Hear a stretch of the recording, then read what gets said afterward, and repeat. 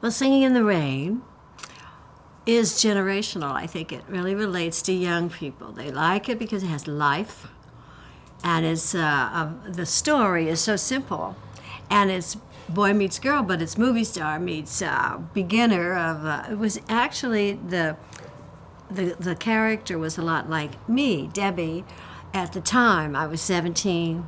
This was a young girl who was wanting to be a dancer, wanting to be in show business, and then she accidentally meets a famous movie star, let's say Fred Astaire type, but it was Gene Kelly. And Betty, Adolph Comden and Betty Green, I always say them off wrong, right? It's Adolph Green and Betty Comden. Okay.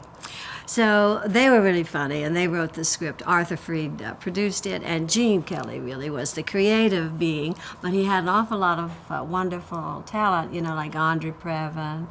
These are fabulous. Roger Edens, who wrote Dear Mr. Gable for Judy Garland. I'm writing this to you. He was a genius for lyrics. How Moses supposes his toes are roses. That's Roger Edens, and he's a definite talent that we all miss. So I was just lucky that they put me in that part that suited me. In other words, I didn't have to be a well-trained actress, which I certainly, when I was 17, I was brand new in the movie, so I certainly had no training. But if the part is you, and you're not afraid, and I wasn't afraid, I was so dumb that I didn't feel you could fail. I felt it was me, and I really just marched straight ahead, and I wasn't frightened of the huge task. I had never danced.